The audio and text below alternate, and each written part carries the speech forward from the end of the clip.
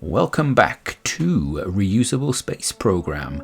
You join us over Minmus while Sean is trying to do the science thing, but he's not a scientist, is he? We better get on with this.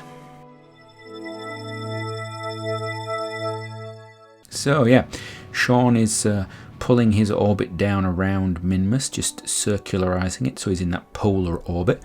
And his job right now is going to be just science spam. He is going to go into science spam mode, which basically means me fast forwarding time as he moves along, trying to find different biomes to get EVA data from. Piece of advice for you: don't do what I did. So I looked down on the planet from the craft and tried to guess where different things were. And I'm going to be honest with you, I don't think it's the most efficient way of doing it. You can get mods that will find the different biomes for you and stop the craft if you don't have it, and then you can do your science poppy out thing. I would probably do that, although I don't know if I like that as much. But what you can do is actually look in map view, and if you look in map view you can actually more clearly see what is likely to be different biomes. And if you really want to get into that, I think if you've got ScanSat or something like that, you can also do the scanning of that. So anyway, Sean basically goes around and gets EVA science absolutely everywhere he can, and it takes quite a while in actual fact. So long so that we actually let time run forward until his orbit is basically along the travelling route of the planet. So he's basically at right angles with Kerbin, and this allows us to look at his return journey. So what we're going to try and do is actually go over the pole, fire the engines, and then go out of the sphere influence of Minmus as we're actually going in the opposite direction to the travel of Minmus, so that we slow down our orbit in effect around Kerbin, and it pulls that periapse right in towards Kerbin. And this is the most energy efficient way I think you can do it. What you could do is just pull yourself out of the sphere influence of Minmus and then do your sort of burn, but it's not quite as efficient, and we're trying to keep quite a bit of fuel because I am aware that every drop is going to count right now. Originally, we'd planned to have Nacott possibly rendezvous for this and give him extra fuel for this return, but no, I just went straight for it, and I was a little bit on edge here. So you can see he started to, this is his return. We just sped to the return point. There's no other missions really going on. And he's hitting the atmosphere, and if you actually look on the map view, which we just saw before, this first sort of pass through the atmosphere, we pull that apoapse right down. It does not take a lot of energy to go from sort of Mooner orbit to Minmus orbit. However, the subsequent, you can see there, we did a little tiny burn and we're right down now. However, that little loop that we've now got, that little extra bit there, that is much more energy than we actually had to go from where that orbit is out to Minmus. So we've still got a lot of energy to lose. And you can see I closed the cover on the materials bay because it was actually overheating. So it's obviously got a collider that's picking up some heat there, which is quite nice. I don't think that used to be the case in the game. So it's a nice little reality check there for it. We have also closed the compartment at the bottom of the craft just so that we don't end up getting some odd aerodynamics from it. And this is just a case of just going round and round and round in orbit a few times. So you can see here I do a few different passes. And you know, I think this took sort of 5 or 6 passes through the atmosphere. We sort of lowered ourselves down to just above the sort of 50 kilometer mark, and we were just taking energy off. And we did about 3 or 4 passes, and then I let the periapse just drop a little bit further, and each time it was going, it was dropping. And it's a nice sort of controlled thing. It just takes a long time, and I'm not going to make you watch all that. So here you go, we're going basically through the atmosphere, and we're carrying a lot more speed than we normally would. So you can see that although we're basically going horizontally through that atmosphere right now, and very slowly losing altitude because we're just catching. Of course, you know, there is a playoff here, which is between, do we want to go through the atmosphere nice and quickly, lose a lot of energy quickly, or do we want to hang around high up and actually build heat up? There's a lot of arguments. Now, I'm not entirely sure how good Kerbal physics is in relation to heat, but if you did this sort of thing and just held yourself at the height in the real world, you'd get quite a little bit of overheating. So what you find is things like Apollo, they used to have an off-center of mass, and they would actually rotate the craft so they could act like a wing, and they could actually control their fall. They could slow themselves down in the atmosphere falling, vertical speed, and hold themselves up a little bit so they could lose more speed before they went too deep, because of course as the atmosphere gets thicker, you get more deceleration. It's a bit rougher. You get G-force and things like that, and you get all that sort of stuff going on. So it's a balance between the heat and the G-force that you're really looking for. You can get a lot of heat very quickly, or you can get heat build up over time. And right now we've got pretty much heat building up over time because we're taking our time. This is sped up sort of 4 or 5 times, and you see there losing control there a bit of the craft, and I've had to use a little bit of fuel just to pull us down there, and luckily we had just slowed down enough. So what we can see is this craft was on the brink there. I should probably have retained some fuel when we were coming through our atmospheric interface at the start, instead of wasting it on that first pass through the atmosphere. I should have actually saved as much fuel as possible, but you live and you learn. So now you see that we're actually going a bit sort of sideways. The capsule on this is actually quite heavy. We release the parachutes through the lovely landscape. I think these clouds are beautiful. This is primarily stock, but I just can't resist the clouds and EVE, or environmental visual enhancements, and a bit of cloud and stuff like that. I love that sort of thing, so it just makes it just that little bit nicer. And the parachute's open, and Sean is going to be the first Kerbal to return from Minmus, so that's another first for him. I'm pretty sure we're not going to get him shutting up about this now. I'm expecting he's going to want a statue or something.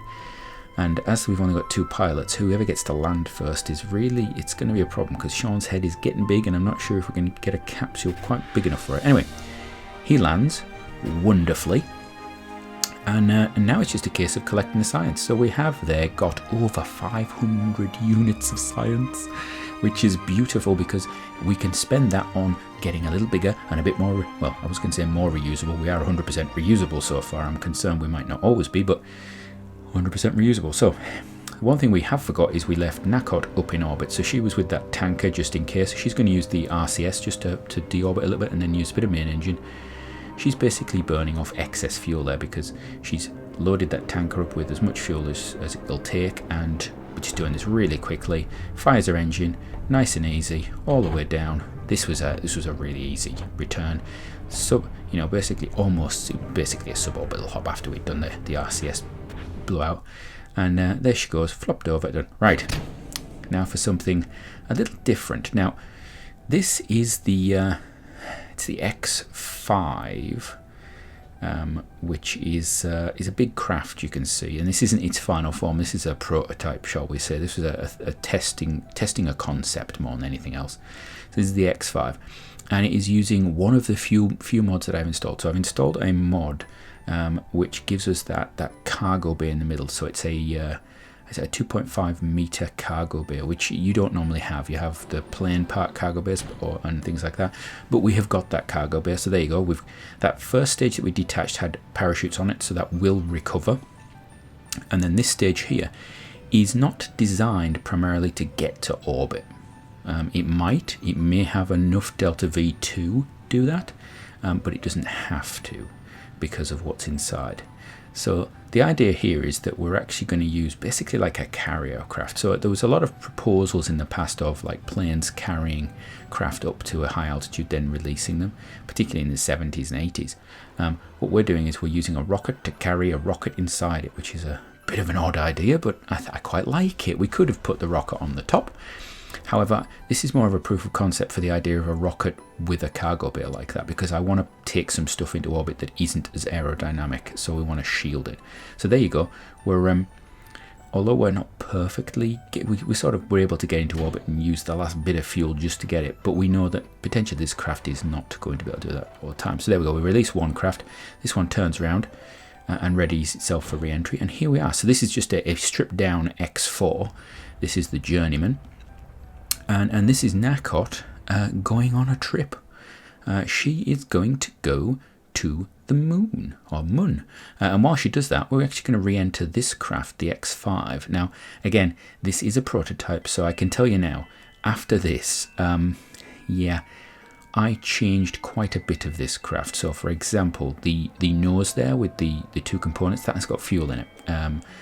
I found that made it a little bit difficult to deal with on takeoff, and I didn't like it. It put a lot of weight up at the front there, which meant, particularly with structure, it wasn't so much with the weight being there, but with the structure, it was problematic. So we lightened that. In reality, having a bit of weight up there is not a problem, but the fact that we lose it because it was fuel as the flight goes on, that was problematic. So I also changed the shape of the nose as well, because it just didn't, I don't want it that pointy, shall we say. Anyway, you come down, the basic concept was parachutes inside, we've used that sort of inside a payload bay before thing, comes down and cuts its way through the atmosphere. Now, landing legs would possibly be a good idea. I like to imagine that we actually spent our time and actually chose water landings for these craft, and just the fact that it lands on ground, I get a bit of a leeway because of that. Although I was worried at this point when I saw the hills and the mountains and whatnot, and I thought, well, this could be the first loss of the career, shall we say. We haven't lost any parts so far, so I was a little bit nervous about it. But it came down, and I had a good look at the engines, and I thought, can we slow it down a bit? But we were going at about 4.5 meters per second, so there's not much less you can go. We checked the thing and we caught it. It was, I wouldn't have left it there too long, and a stiff breeze would have been a problem. But anyway, so back in orbit we have Nacott, and she is preparing to take a trip to the moon. Now, I will say one thing that I have not included in this video is you will see there are two sort of station bodies around the planet there if you have a good look. I put another fuel tanker up, or more accurately Sean put another fuel tanker up just in case I need it. Now, I'm not sure how useful they're going to be at the moment, but I do feel that even if they're a nice little emergency supply of fuel, and they're nice to have there, so it's the sort of thing you can just put up and leave. However, I can imagine that in the future we might take them with us if we were to go on a longer journey. They're the small sort of sized units that we could actually attach to another craft, and we could take them to Duna, although we're nowhere near going to Duna quite at the moment, because coming back from Duna is a lot harder when you can't just re-enter with the craft. So, error braking. Nacott is going to burn. We're still using that standard sort of design, the big chunky engine. We do not have a science bay on this one, primarily because although I think there is science to be had from it in Moon orbit, we're actually going to do EVA. Last time we went, Sean went equatorial, and we got a little bit of science. This time I'm aiming for a polar orbit, so we're going to try and go over the poles, and we're going to try and get into a nice tight orbit, and Nacott is going to go and do us a lot of science is the plan. Whether that comes about, I'm not sure. Hope it does, because we need the science. So anyway, you'll notice she's got she has a lack of docking port on this, because we didn't need a docking port on the top of it.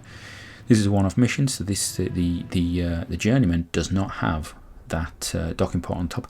Interestingly, it probably would have been a better idea to have it on, because it stops it being aerodynamically stable in that direction when we do re-entry. So it was something to take into mindset. So then we're just science spamming again. So Nacott jumps out, and this here you can see I'm actually using the map view, so you can see quite clearly on there the different craters and areas on the moon, and it's actually a lot easier. You can see, look, there we go, there's a crater there. We'll do that, we'll spin around again and catch the end of that crater. Not sure what it's called, but we'll keep going. Oh, there's a bit of dark patch there, we'll check that. That's wonderful. And we just keep going around like that. Now, in an ideal world, I would have installed ScanSat, and we would be able to have biomes, and it would have been really interesting, and we would be able to do it like that, but I don't. And then we had a little bit of an eclipse there, and it is, I will say, I know the maps view and the craft view are supposed to be very similar. There does seem to be a disparity for the moon, and I think it's to do with the procedurally generated craters on it. I think they really upset the surface, whereas this view here, they're not as imposing, shall we say. So yeah, you don't get the sort of washout that you do sort of close up, and it's quite nice. And you can actually see, the moon has changed. Well, it's changed significantly since I first started playing, but I think there's certain shapes like the valleys off the side of the one of the large craters there that I just always are a landmark for me. So it's actually quite nice to just orientate yourself via them. And so yeah, we get all of our science, and then it's time to head home. This has been basically an episode of going out and getting EVA science and coming back. But it is vital to the space program because we need the science. We need to be able to do anything else, to do, stations, to do the bigger docking, even the bigger docking adapters that we're going to need. I need science for at the moment to just get to them. And so the journeyman here with Nacott is just doing a job for us, and it's a reasonably cheap craft. It's a cheap craft that we've been able to get. We've been able to reuse all of it basically, which is becoming actually a big bonus on this program because we're reusing everything. I'm getting a lot of cash back, shall we say. No matter where we land, we're still getting a lot of cash back, so there is a big bonus with that.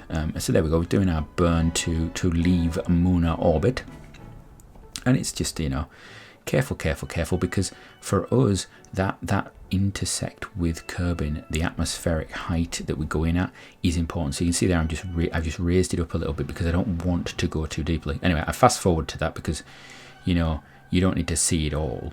But we did again go through the multiple passes. I'm not going to waste your time because I like to keep these episodes short and sweet. We went through a couple of different passes there, and you can see us coming through and through. Until we ducked down, and it was very much like Sean's return. We did have to use the engine high up on this one, but it's not gone too badly, shall we say. We get the flip around again, and I do wonder whether that's partly because of the lack of docking port. I'm not entirely sure. I have to look at the aerodynamics of the craft when it's actually without fuel, I think, and have a look at it.